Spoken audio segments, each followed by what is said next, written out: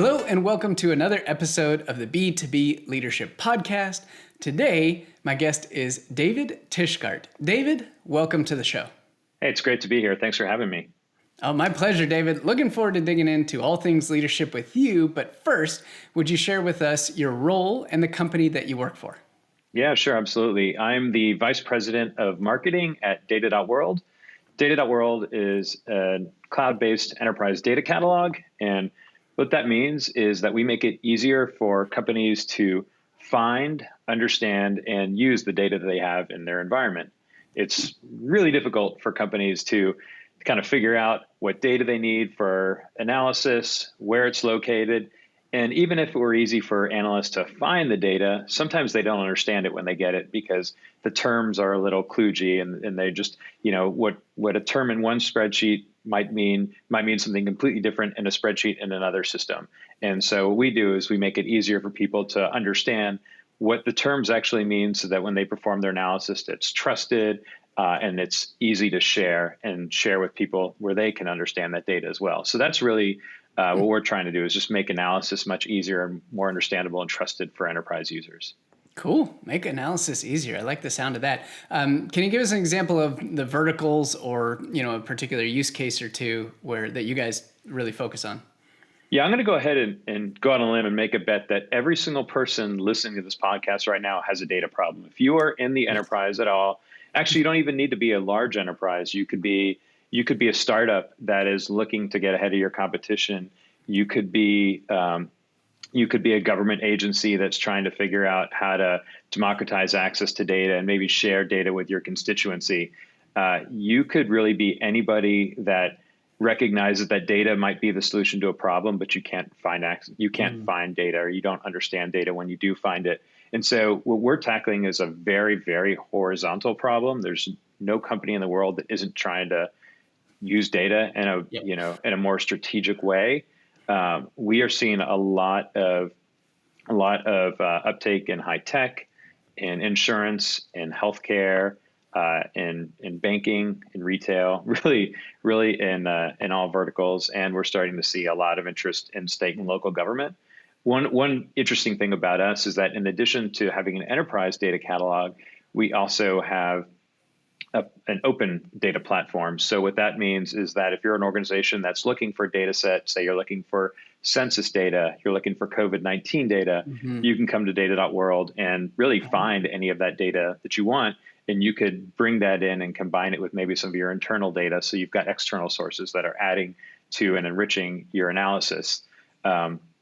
So a lot of state and local governments are using that too, because they have requirements to share data with their constituencies. And so they'll share that data a lot of times on data.world. We also see a lot of media companies. The Associated Press is a big user of data.world. So they'll be running a story about, let's say, how, bridges are faring across the country, what's the state of infrastructure, and they have all sorts of data that they've gathered, and they want to share that out with their various publications, with the AP, in Spokane, with the AP outlet in a small town in Oklahoma, right? And so those journalists, those AP reporters that are in certain municipalities can actually pull that data and use data.world to localize their data stories, which is really, really neat. So I love the way, we've got companies like the Associated Press using us. We've got really, really large media companies like WPP using us. There are a number of different use cases for data.world. And like I said, it's really just about, hey, help me understand and find data. And that's what we're all about doing. That's fascinating. Now, I got to ask one question on the horizontal versus vertical world. And you being the VP of Marketing, perfect person to answer this from a leadership perspective. What kinds of challenges does going horizontal present in an environment like this, where there's so many different potential applications and use cases? because you are spreading across a lot of different disciplines and domains. And how do you think about that from a marketing perspective versus, perhaps the company that is super focused on one niche and knows their customer and literally says the exact words that they were talking about in their boardroom, on their website to attract some interest. Curious for your thoughts on how that horizontal piece plays out and how you think about that versus being vertical specific or niche specific. Yeah, it's really interesting because it provides you a lot more opportunity, right? There is no vertical that we can't go into with a really good story, because everybody when they have data problems, they talk about it and think about it in the exact same way. So really we can go anywhere. It provides us a lot of opportunities. So the way we handle it is we know who our buyers are. Like, we don't focus on a particular industry, we focus on people. So we know that people that are really interested in data governance, or they are in online communities and talking about data governance, or they're searching for data governance on the web, and we can track those using intent data tools. So if we know that people are searching for data governance, or maybe they're searching specifically for data catalog, or they're saying, how do I find data? Whatever questions they're asking, that opens a door for us. And we look for those people. We go to events, so we know these people are going to be attending. We speak at a lot of those events. We create content geared towards those types of audiences, and then we really see who takes it up, right? Who are the folks that are consuming our marketing content? Who are the folks that are requesting demos? And if we see a spike in a particular vertical, like I mentioned state and local government, I mentioned insurance. If we see spikes in verticals like those, then we say, okay, I think we have something here. Let's go a little bit deeper here. We're not going to ignore the horizontal aspect of what we do, but we are starting to kind of carve out little niches for ourselves where, hey, you know what? Insurance is an incredibly manual. Data discovery insurance is incredibly manual, let's say. And there is a lot of emailing of spreadsheets around, which is a colossal disaster. Yeah. You email a spreadsheet to somebody, they change a cell or two in a spreadsheet, and then they email it off to something, and now all of a sudden you have you're working on entirely different data. And there's no way to track what changed in that spreadsheet once it left. And that's how insurance works. That is terrifying to think about the decisions that insurance companies are making with that kind of stuff happening. And so with the data catalog, it's kind of like acting as a central source, if you will, for trusted data.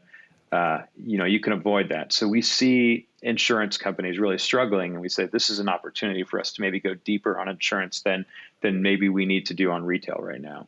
Got it. Not to say retail wouldn't benefit from our solution, but if we see just insurance spiking, that's where we're going to focus a little bit of marketing. While we still look at the horizontal aspects, we're very opportunistic when we see spikes in who's trending for what we do. Then we go hard in that vertical.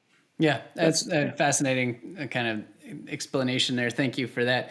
What I took away is that you guys know your buyers, regardless of what industry they happen to be in, and you know what the questions are that they're asking. And those are universally applicable across industries, which is wonderful and sets you up for success in that horizontal play. So super cool view into the horizontal versus vertical. Awesome. All right. Yeah, you're never going to be 100% right in the path you take, but I think like what you just said is spot on. If you know your customers and you're listening to what they're asking, then you're going to be okay, right? That's the key thing for us is we don't want to get ahead of our customers. We want to listen to them, understand what their challenges are. And if we think this is a challenge we can go solve for them, then we're going to go do that. Love it. Cool. All right. So let's rewind the clock a little bit. You're at the VP seat now, but it wasn't always that way. So would you take us back in time and tell us about how you got into your first people leadership position? Oh, wow. Yeah, so I'll wind the clock back a little bit. I won't say how far back because that might give away a little bit too much about myself. But let's say it was more than a decade ago, and I was at Dell, and I was working. I was in product marketing in their services division, and my manager at the time had to take an unexpected leave of absence, and it was kind of in question how long it was going to be. And so she reached out to me and said, "Hey, would you mind running this team for a little bit?" Sure, why not? I can do this. What do I know, right? And so I remember my first day. The first day I got there, knowing that I am now in charge of this team of 18 people. Walk into this room, sit down, and just kind of look out on this desk. And have you ever seen pictures of the president in the big boardroom with the table and surrounded by all of his joint chiefs? That's sort of how I felt in the moment, where I was like, oh my gosh, I'm just looking around the room being like, what am I doing here? How did I get put in this position? But then you have a choice to make, right? You're like, I'm either gonna shrink and not take advantage of this opportunity and say, okay, you know what, look at the person next to me and say, you know what, you do it. Or you just start talking and you start doing it. And so it was not your standard kind of promotion to leadership. It was sort of your leadership was thrust upon you, as sometimes they say in Harry Potter and some other stories, right? Leadership was just thrust upon me, and I took advantage of it because I knew that in the moment I was the person that was designated for the role, and I wanted to show that I could do it. And this is a great opportunity for me. And it actually was. I think I was lucky because my team said, you know what, he's our guy. We're going to go follow him. And it worked out. It worked out really, really well for us. And I ended up leading the team for the rest of my time there until I moved on to my next role.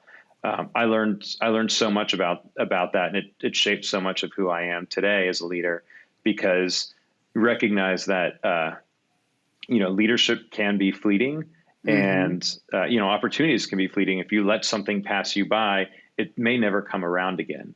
So take advantage of it when it comes, and you know what, step up to the plate, even if you don't have all the answers right now. Yeah. You've got time to figure that out. You don't have to be the smartest person in the room. Trust your team and just get going. That's awesome. That was how I felt at the moment. It's like, let's just do it. Let's get this started. Right. And I can't quite imagine what it was like to walk in and sit down and have the cabinet looking meeting going on. I know Dell, I'm sure, had some very nice conference rooms and tables, and the whole thing filled, and 18 people looking at you like, okay, David, where are we going? They're like, your move, boss. And I'm just like, oh man. Right. And in that moment, I love how you called that out. There's one of two choices. You pass the buck and give it to somebody else, or you take advantage, even though you might fail miserably, you might be successful. You really have no idea in that moment, right? Right. It's really a unique feeling, but I think that was the point where I said to myself, I don't know if I'm going to be here ever again. Yeah. And if I don't do this now, that's the thing that I'm going to be thinking. I might be looking at my life 10 years and say, what if? And I never want to look back in my life with regrets, with saying what if. Yeah. And I feel like that's how I've lived my life since then. I've taken a lot of risks to get where I am, and they weren't all the right ones at the time, but they all got me to where I am, and I'm very happy right now. So now, prior to that, was that your persona? Was very much that risk taking and just don't want to say no, don't want to have any regrets? Or was that something that evolved as a result of being in that position and then you kind of continued to take advantage of afterwards? It's funny because if you had asked me that in the moment, I would have thought, oh, I'm very risk averse. I'm pretty conservative. But when I look back on my life and the decisions I've made, they've all been probably wildly stupid would be a good way to categorize it, because I've left really great opportunities. I've changed careers. I've moved places without jobs. I think all in the name of just challenging myself and trying to get better and seeing if I could do it. So, I started off with a career in broadcasting, and I moved to a town right out of college that I've never been to. I'd never even heard of. And I got a job there. And it's really difficult for anybody who's ever been in broadcast journalism. Jobs are really hard. There's only about 220 markets in the United States. And then not every one of those cities has, and by the way, this is different now because broadcasting is all done on the internet. But at the time I was looking for a job, there was NBC, CBS, and ABC, and Fox wasn't even a thing at the time. So really every city had about 3 TV stations. And so if you want one of those jobs, you're just going to have to go somewhere in the United States that you've never heard of. And that's what I did. I left Austin and moved out to a town called Grand Junction, Colorado, and didn't know anybody, didn't know where it was. I thought it was in the mountains. I didn't know it wasn't until I woke up in my hotel room the next day, walked outside, and I was like, what the world is this place? And so I guess in a way I've always been a risk taker. It's gotten me where I am. And I think it's saying yes to a lot of things that people might otherwise say no to. If you don't take that opportunity, someone else is going to take it for you, and you're not going to get another shot at it. Okay, that's amazing. I mean, it takes a tremendous amount of courage moving to places that you have never even heard of, didn't even know where it was, for a chance at working in a job that you hoped would be great, and maybe was for a little bit, but then eventually changed because you went into the tech field. Right, but even then, like I was a TV anchor for a while, and they're like, "Hey, can you do weather too? We need a weather person." And I said, "You mean the person who stands at the green screen and points at things? Sure, I can do that. I don't know anything about the weather, but yeah, why not? I'll give that a shot." And so I also was a weather guy for a little while too. There you go. And that's amazing. It was if I could have the lifestyle that I have and do the weather, I would do that tomorrow. I hope this hasn't been recorded because I hate for my bosses to hear this. But the weather was amazing. It was one of my favorite jobs, but it was super fun. But that's a thing that I really just sort of also decided to give a shot at, even though I didn't know how to do it. And I learned a ton, and now I could stand at a blank wall and point to things and say cities. And, I feel like a real weatherman when I do that. There you go. That's awesome. That's awesome. All right. So when you went through this transition, you took over this team, there's 18 people, and you got over that first hurdle, which is like, I'm going to get in the ring. I'm going to do this. Tell us a little bit about the navigating that environment, not having been in that position before, having observed your boss and previous people that you had worked for in various leadership positions, but you personally having been in that space before. So how did you navigate some of those waters that now all of a sudden you had a whole different level of responsibility with these 18 people than you did before? Right. I'll give you a couple of different ways to think about that, because it's sort of changed as I've matured and had been organizations different size. I think Dell is an outlier, because Dell, certainly it's an outlier when you think about most companies, and probably most people listening to this podcast are not, working at companies the size of Dell. They may be working at smaller companies and wanting to know how to progress in their careers and leadership. Dell is very regimented. Like Dell, you kind of almost follow a script no matter what your role is, right? So I knew that as a leader of this team, there were like certain things I needed to do, and I had a checklist almost where I could do those things. Wow. So it was pretty prescriptive, and I had to lead the team and help them, be supportive and nurturing as a manager. And but I was still also doing my individual contributor role at the time too. So it's a little bit of a dual role, but I knew how to do the individual contributor piece, and the manager piece. I had a script. I had things that I knew I was going to be able to do. Yeah. Right. So I think with there, it was really just gaining the trust of my team, and then continuing to earn continuing to build relationships and earn their trust over and over and over again. And I was able to do that because, we were successful as a company at the time, and I think they were successful as people at the time. Like I didn't hear anybody saying, "Oh, I wasn't able to get this done," or "I wish I'd gotten more help," or I feel like my career stalled out. That didn't happen. That didn't happen while I was there. And so, but in my next job where I was running marketing at a startup, which, oh my gosh, going from a company with 100,000 people to a small company where you're employee number 13, that is quite a change.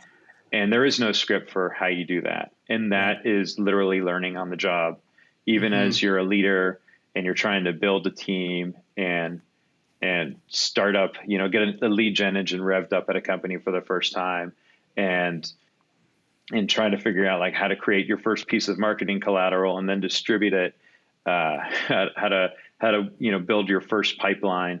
All of these things are just, you've got to find people in the industry that you trust, that can help you, show you the ropes. Be very humble about what you don't know. Be willing to listen and learn a lot and fail a lot and apologize a lot. And so I think that's the difference for me is when I think about how I navigate, I look at where my career went after that first leadership position. I took a risk in going to a startup because I knew that it was either leave Dell and try my hand at a startup and see if I could build something, or just stay at Dell.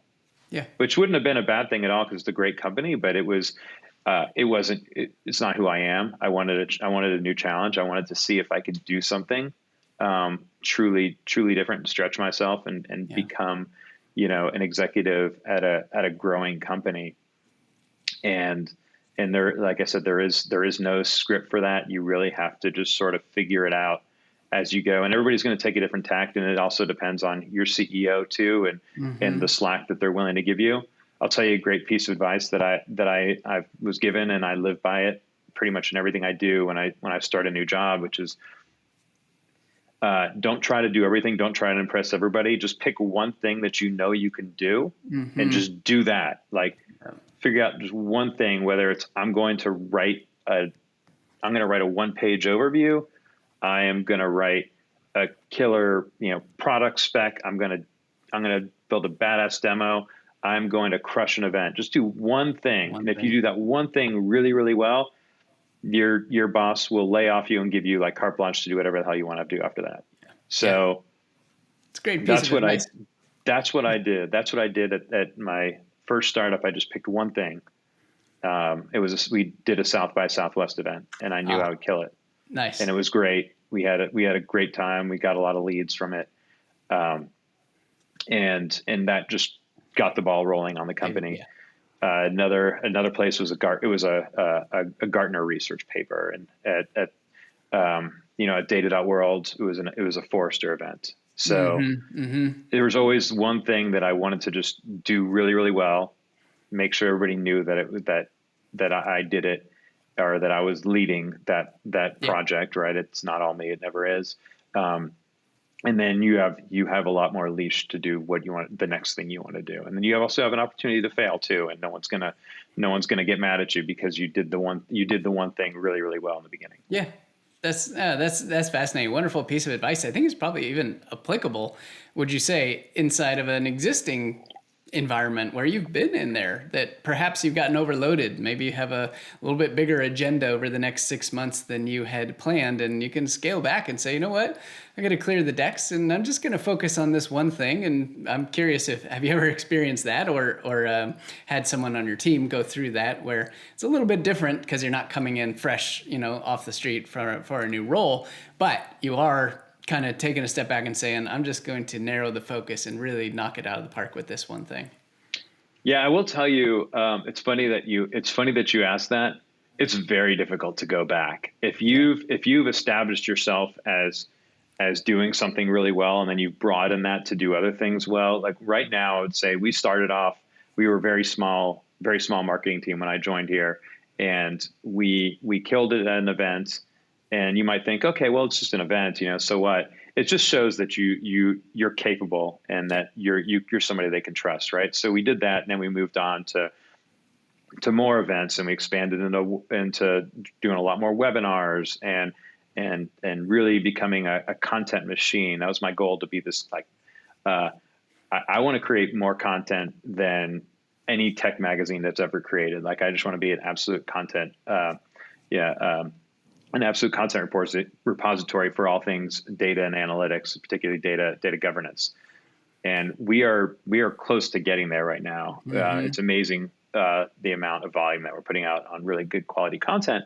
And now that's sort of the expectation, unfortunately, that we've set. And so if I said, you know what, we're gonna slow the content engine down and just focus on killing at events, I think I'd get a lot of looks like, well, what are you doing, right? Like, why is this? So we've sort of set a bar that's really, really high. And so I think the thing that we have to do now is not necessarily like take our foot off the gas, but it's really like focus and measurement, because now the question isn't, can you do it? It's okay. So what are we getting for all the stuff you're doing? We see the content, we see the sponsorships, we see the people out there speaking. We know you're out there, but show me, how is that bringing value back into the business, right? Yeah. And that to me is the most important thing, is how are you measuring? How are you reporting? How are you thinking? And this is key for I think marketing leaders now, is it used to be all about the MQL, and it's all about, okay, you did this event. How many MQLs did it leave? How many MQLs? What was the number? Okay, is it down or up from last time you did this? And like, that's what people are looking at. And for me, I'm like, that's an interesting data point. Like, I like to know that, but I don't like wring my hands around it and don't freak out. I'm like, oh my God, what are we going to tell the board? We had a lower MQL number on this webinar than we did the webinar before that. At the end of the day, what matters is are you bringing in good quality leads that convert into deals that, in the pipeline, right? So what my team is focused on is not MQLs, it is deals in the pipeline. That's so important, because at the end of the day, that's how you're providing value to the business. You could have an incredible lead flow, but if they're not progressing in your pipeline, then you're probably doing something wrong and you're targeting. And that's that nobody wants that. And so what I think about, like, when I think about where we are today, it's not about changing up what we're doing or doing less, or like getting back to like first principles and really focusing on that thing that I did really well in the past. It's no, we're going to keep doing what we're going to do. If there's ever a question about why we're doing it, we are going to have all the data that backs up what it is we're doing, the investments we're making. And once we've proven out that those are sound investments, then, we can continue to build on those, or we can go explore other areas. As we were talking before this, that we have a podcast now too, which is also part of our content empire. And that's a tough thing to report on, because it's really hard to track. Our podcast isn't plugged into our CRM, right? So it's hard to track exactly the value you're getting from this, but from our podcast. But it's amazing thought leadership, and we calculate value based on how many people are commenting on LinkedIn or are finding us outside of our, normal course of business and saying, hey, I know you guys from that podcast, or, I listened to you while I was exercising the other day and it was really fun. It made me laugh, or, I learned something. And that while not necessarily something you could track in your CRM, is meaningful to the company. And it's also a huge competitive advantage, because nobody else in our space is doing this. Yeah, that's wonderful. And I think the point you made about not focusing on the MQL, but instead focusing on the deals in the pipeline, also demonstrates a tremendous amount of alignment between the customers, the prospects you are getting to raise their hand and say, I'm interested in what you have to offer, and the people that convert are very much in line with your target profile, right? And we've seen when, in many SaaS companies in particular, and many companies period, when the marketing engine is one thing, but kind of isolated from the rest of the business because they're solely focused on MQLs, you can get a lot of MQLs and they may even close deals, but if they're not the right fit customer, they're going to churn. And it's just a waste of time and money and effort. And so I love what you said about, MQL is just one data point. It's really about having those ideal customers in your pipeline and ultimately converting and becoming long-term customers. Because, if you speak to them in the right way, they will stick around. Yeah. And advocates too. That's one thing we pride ourselves on is not that we have a lot of customers or long-term customers, but every single one of our customers, and I would submit that it is 100% of them, are advocates for us out there in the market. Yeah. We hear oftentimes that, hey, I was referred to you by such and such customer, and that's how I found you. The customers and industry analysts, we have a lot of referrals from Gartner, and that's because we put in the work, right? We put in a lot of work with our analysts. We create great relationships with them. We make sure our customers are supremely happy, not just with our product, but with the service that we provide, and that all comes back around. That all comes back around to the end, and it's hard to measure. And sometimes it's a very long tail thing. You'll do something up for a customer, and then you don't know that there's value in it until maybe a year later when you get a referral from that customer. So you have to trust that the investments that you're making today are going to pay off down the line, even if you can't quite attach a number to them in the moment. Yeah, I agree 100%. And that is a great parallel between, just the difference between having the short-term view and having the long-term view, right? And same reason that you focused on doing the one thing really well in the beginning to earn the right and earn the trust to say that these things are going to play out over the long term, and you can trust that I'm going to do this correctly and we're going to go the right direction as a result of being in that position and having earned the right to do that. That's absolutely right. Yeah. Because it'd be pretty hard if you came in as a leader and said, all right, guys, in like 12 to 18 months, it's going to be awesome here. And the people are looking at you like, come again? Hold on. Versus you coming in and saying, okay, there's South by Southwest is going to be our marquee thing in the next quarter. We're going to nail it out. And here's my goals and here's my objectives. Like, okay, I can get my head around that. I can't get my head around trusting you for the next 12 to 18 months right off the bat. And then the other side to that is that your team isn't going to follow you if you join them and you have a stack of papers about a mile high with all the stuff you're going to do and all the changes you're going to make. Yeah. They don't want to hear from that either, right? So when you come into a new position, you want to establish trust with your team. They're the ones who are going to be in the fights with you, right? They're going to have your back, but you need to have theirs first.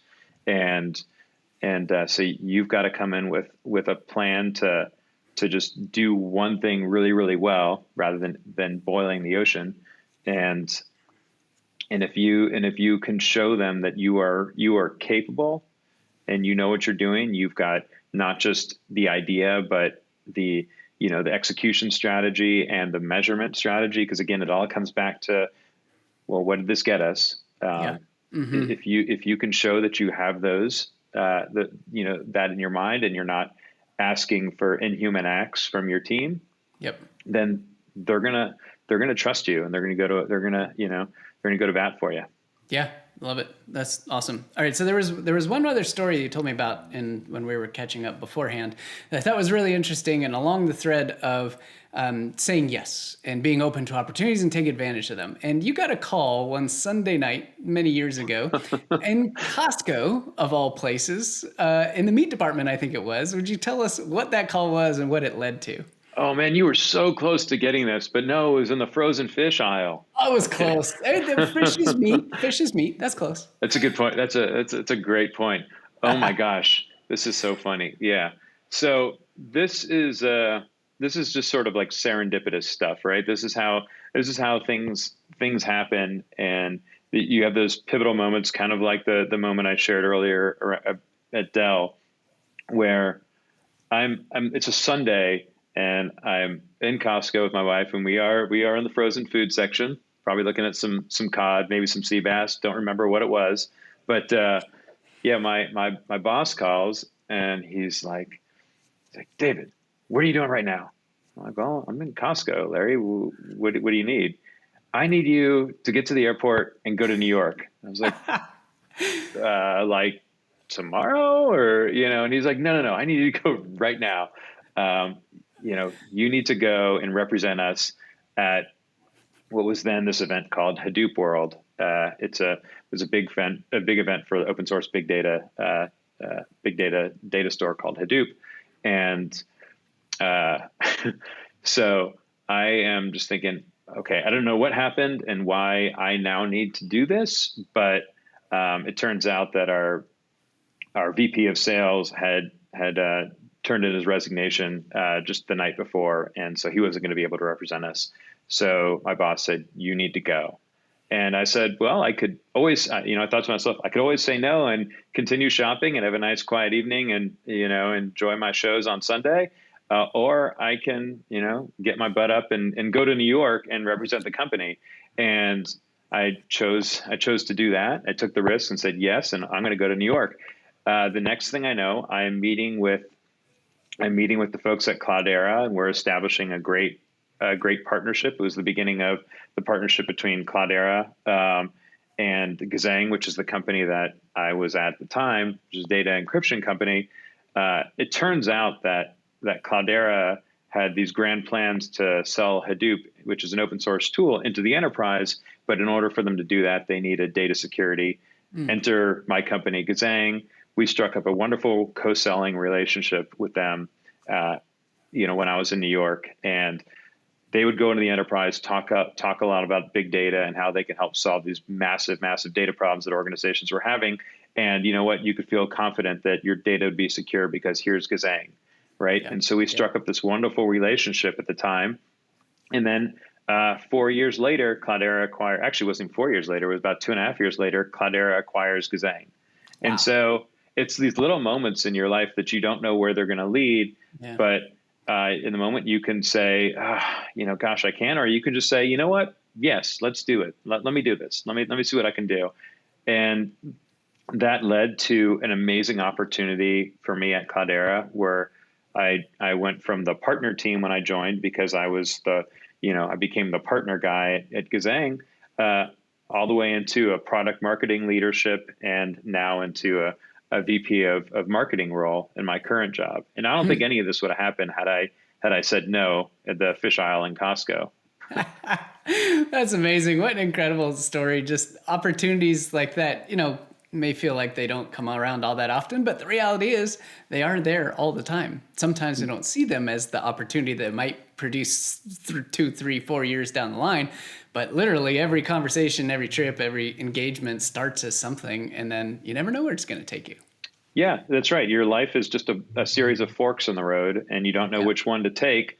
But I'm a firm believer in saying yes as often as you can, because that's what makes it fun, right? Yeah. If you say no to a lot, and I know there's often a mantra around, say no. If you say no, then that'll free you up to do the things are really important. And I really get that.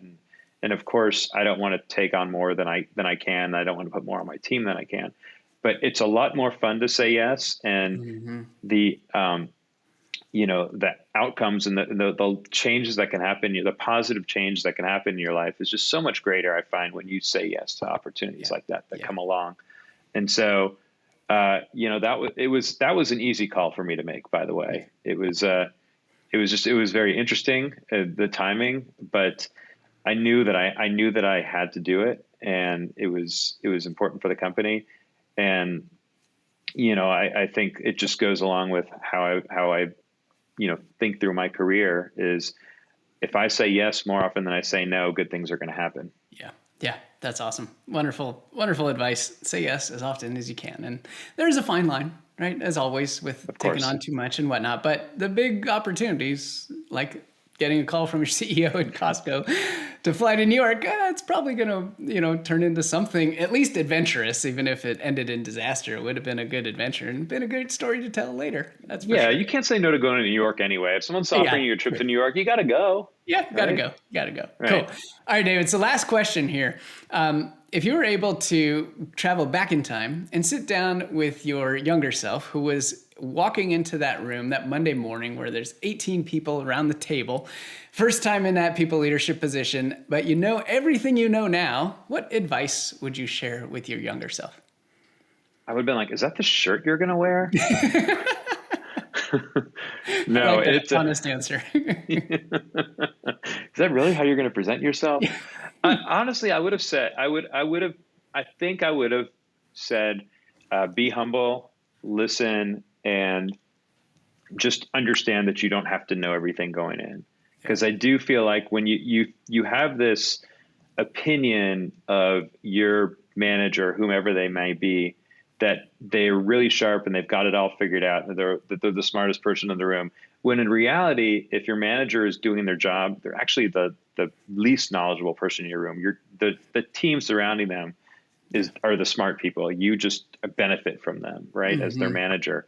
And at the time, I thought I just had to be the person who knew everything and had all the answers, and that wasn't the case.